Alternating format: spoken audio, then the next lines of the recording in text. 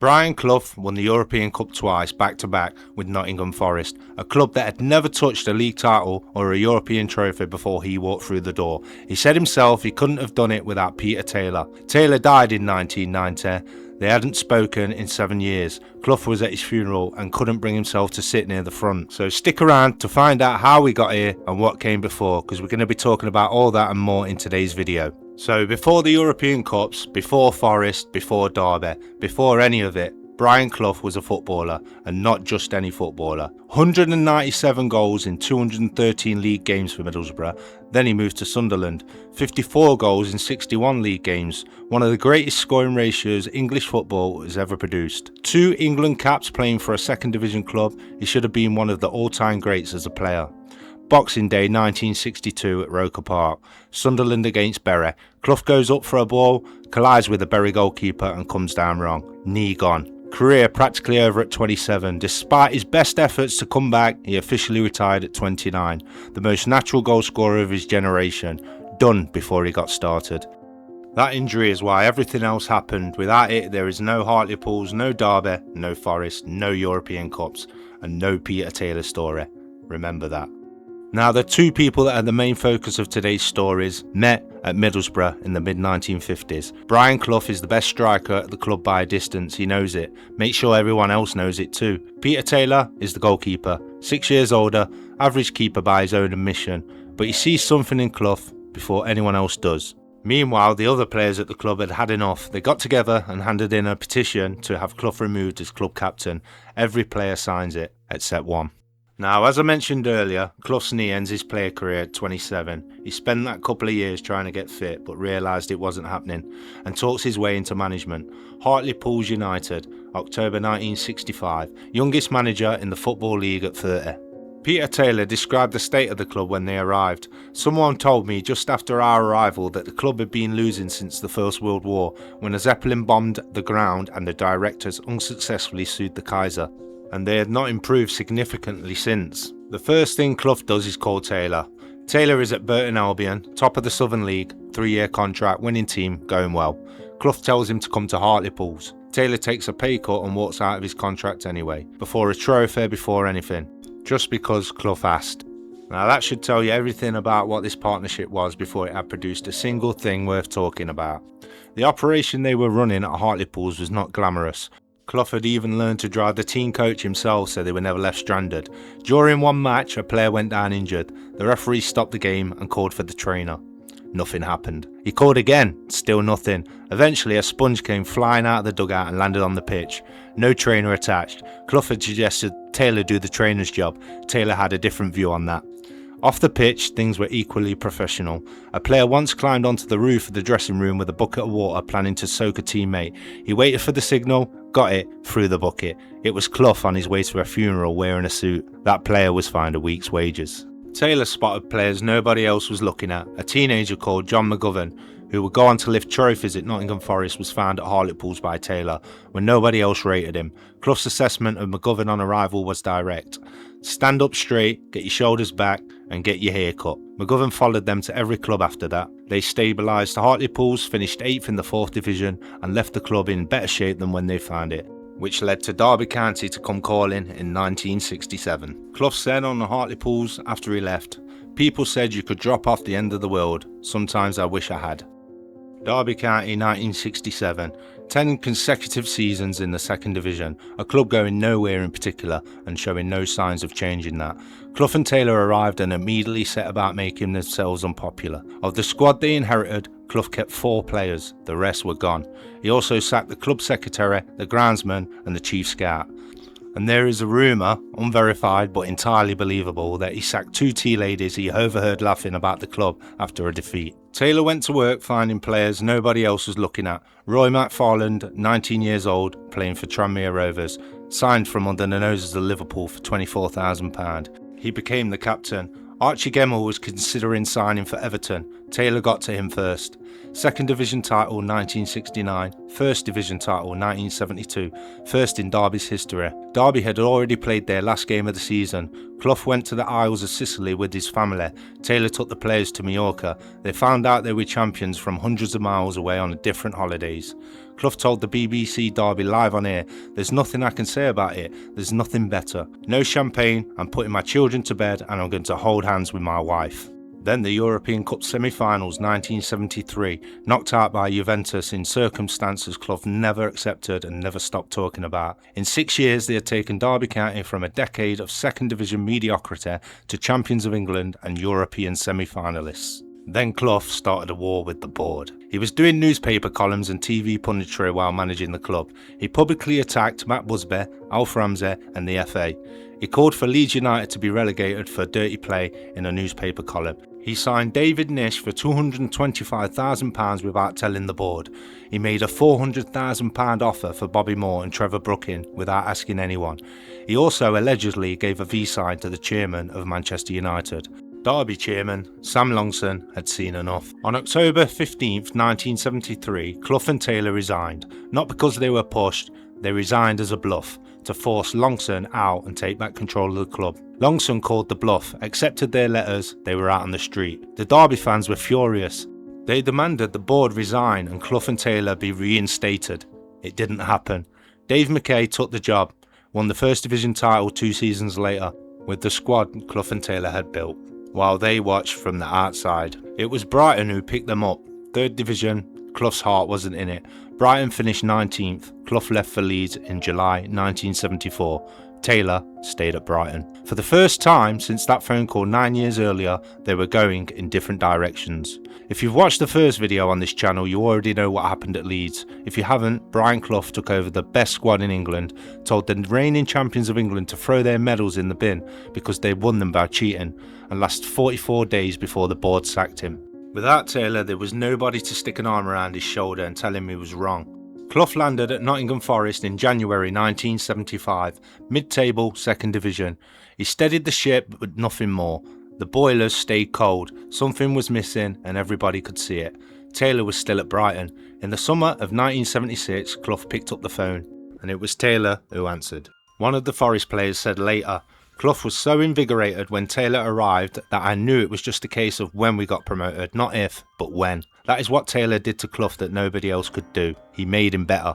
Before we get to what they built at Forest, one moment, one player, one conversation, by a swimming pool that tells you everything you need to know about what Peter Taylor was. John Robertson, Forest legend, double European Cup winner. Forest called him their greatest. Brian Clough called him a Picasso of our game. And this is how close he came to never playing for them at all.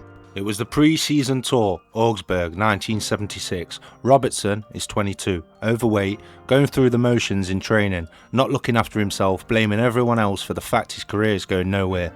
That morning, Clough had told him to get lost in training and go back to the hotel. Taylor found him sulking by the swimming pool. Taylor looked at him and said, "Everything is wrong with you as an athlete. You're in the gutter, socially and professionally." He meant every word literally. Athletically unfit, professionally wasting his talent. Personally checked out, Taylor saw all of it and refused to lie about it when everyone else was letting Robinson drift toward the exit.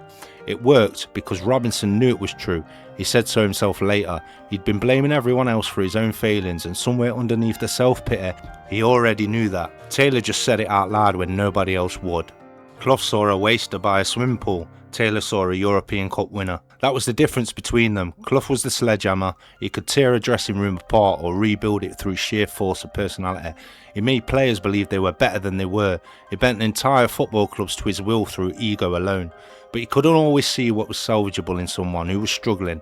He'd already written Robertson off that morning. Taylor was the surgeon. He read people. He saw what a player actually was underneath what they were showing you. And he refused to lie about it when the truth was the only thing that could help. Between them, one who could see it and the one who could make them believe it. There was almost nothing they couldn't do. That was why it worked. That was what every other manager in England never had. 4 years after that conversation by the swimming pool, John Robinson provided the cross for the first European Cup. The man on the end of it was Trevor Francis, first £1 million signing in English football. It was his first ever European game for Forest, ineligible for every round before the final because he'd only just signed. His instruction from Clough that day: don't worry too much about what to do, just give the ball to John Robinson and he'll do the rest. The first £1 million signing in English football, and Clough's instruction is to give it to the bloke he'd told to get lost in training. The following year, Robinson scored the winner in the second European Cup final against Hamburg in Madrid. Now remember, Clough had told him to get lost. Taylor had refused to give up on him. And between them, they had turned him into one of the most important players in the most important period in Nottingham Forest's history. Now sadly, he passed away on Christmas Day in 2025.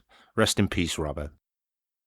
Right, let's take a step back and look at what these two men actually did together, because it needs saying properly. Hartlepool's bottom of the 4th division. They were left in the top half. Derby County 10 consecutive seasons in the 2nd division. They won the 2nd division, then they won the 1st division. They then reached the European Cup semi-finals, first time in Derby's history on all counts. Then they threw it away in a boardroom argument and had to start again. Nottingham Forest 1976, mid-table 2nd division, a club with no realistic expectation of anything. 2 years later, 1st division champions, then the League Cup, then the European Cup, then the European Cup again. Yeah, let that sit for a second. A club that had never won the 1st division, never won a European trophy, never been considered among the elite of English football, back-to-back European champions. With players nobody else wanted, signed for money nobody else would spend on them, because one man could see what they were and another man could take them and make them believe it.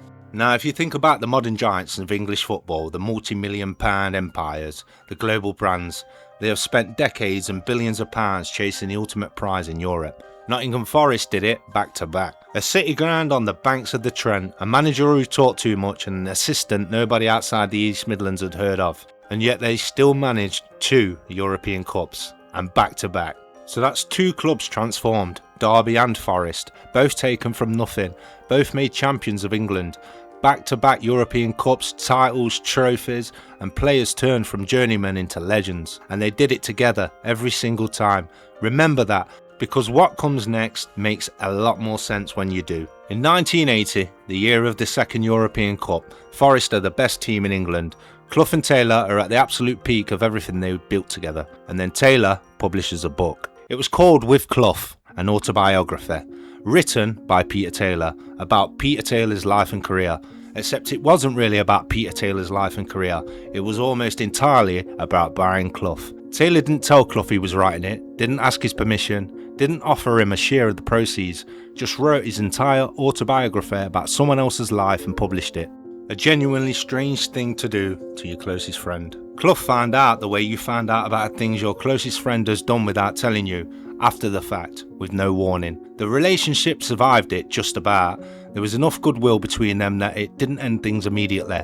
Taylor retired from football in May 1982. Clough helped him negotiate his settlement from Forest, which would lead you to believe that there was enough left between them that a reconciliation looked possible. It wasn't. 6 months after retiring, Taylor was back in football. Not at some new club, not somewhere neutral, at Derby, the club they had built together, the club they had been forced out of together, the club that had won the league with their players after they left. Clough was not pleased. Then in May 1983, Taylor signed John Robinson from Nottingham Forest. Now, to anyone on the outside, this was a transfer, a player moving between 2 clubs, reasonable football business. To Clough, it was something else entirely. Robinson wasn't just a player, he was the symbol of everything they had built together. The man Taylor had saved from a swimming pool, the man who scored the winner in the European Cup final, and now Taylor was taking him to Derby. In Clough's eyes, Taylor had walked into his house and taken something that belonged to him. Clough said publicly, "We pass each other on the A52 going to work on most days of the week, but if his car broke down and I saw him thumbing a lift, I wouldn't pick him up, I'd run him over." They stopped speaking May 1983. After Taylor retired in 1982, Clough managed Nottingham Forest for another 11 years. 11 years. In that time he won 2 more League Cups. Good manager, still one of the best in the country, no question. He never won the league again, never got near a European Cup again. The club that had conquered Europe twice slowly declined around him until in 1993 Brian Clough took the Nottingham Forest down to the 1st division and retired. His last act in football was relegation. Now Taylor, without Clough, a season and a half at Derby, finished third from the bottom of the second division, resigned April 1984. This is the complete story of Peter Taylor as a manager without Brian Clough. Every major trophy Clough had ever won before Taylor left, Taylor was standing next to him. Derby, First Division champions, Taylor was there. Forest, First Division champions, Taylor was there. European Cup 1979, Taylor was there. European Cup 1980, Taylor was there. You get the point. After Taylor left, 11 years, 2 League Cups and a relegation. Clough could still win things, he just couldn't win the things that mattered most. The league, Europe, the things that defined them. Clough said to himself before it happened, "I'm not equipped to manage successfully without Peter Taylor." He knew, he told everyone, and then he spent 11 years proving his own point. May 1983 is when they stopped speaking. Not a cooling off period, not a temporary falling out between the two men who had known each other since the 1950s. 7 years of complete silence. The A52 runs between Nottingham and Derby. Clough drove it to work at Forest. Taylor drove it to work at Derby. Most days of the week they were on the same road going in opposite directions. They never stopped. Not once in 7 years. At some point during those 7 years, Clough was asked about Taylor by journalists. He said, "I've missed him. He used to make me laugh. He was the best diffuser of a situation I've ever known. I hope he's alright." He said that out loud to journalists while driving past Taylor on the A52 without stopping. He missed him, hoped he was alright. He just couldn't bring himself to say it to the one person who needed to hear it. Another time when Clough was also asked publicly about the falling out with Taylor, he said, "If you're loyal, you're loyal. If you're not, you're not." Taylor had told Clough years earlier, "When you get shot of me, there won't be as much laughter in your life." Clough knew it was true, said to himself. Neither of them picked up the phone. Peter Taylor went on holiday to Mallorca in October 1990. He never came home. He died suddenly on October 4th, 1990. He was 62 years old. He and Brian Clough had not spoken in 7 years. When Clough heard the news that Taylor had died, he couldn't speak. He wept. This was the man he had called from Hartlepool in 1965, the man who had walked out of a 3-year contract and taken a pay cut to come and stand next to him, at the bottom of the 4th Division, the man who had found Robinson by a swimming pool, the man who had told him he was wrong when nobody else would, the man who had stood next to him when they won the European Cup, twice. Gone, and the last 7 years of his life had been spent in silence. Clough attended the funeral 11 days later. He couldn't bring himself to sit near the front. Think about that for a second. This is Brian Clough, a man who has spent his entire life taking up as much space as possible in every room he ever walked into, who never apologised for anything, who'd never backed down from anyone. At the funeral of his closest friend, he couldn't sit near the front. 4 years later, Clough published his autobiography. He dedicated it to Peter Taylor. To Peter, "Still miss you badly. You once said, when you get shot of me, there won't be as much laughter in your life. You were right." He got to say that in a book, but sadly never got to say it to his face. Taylor's daughter Wendy said years later, "He was deeply upset. I think he always regretted not making it up with Dad. If Dad had lived, I think they possibly would have." Possibly. Not certainly. Not probably. Possibly. Two men who met at Middlesbrough in the 1950s, who built something together that English football had never seen before and hasn't seen since. 2 European Cups, 2 clubs taken from nothing to the summit of the game, and 30 years of friendship, ended by a book and a transfer fee. And neither of them ever found the words to fix it before it was too late. I'm a Forest fan, and I tried to be objective, and this was an emotional one for sure. If you like what you heard and you want to see more, like, subscribe, comment, hit the bell. Thank you.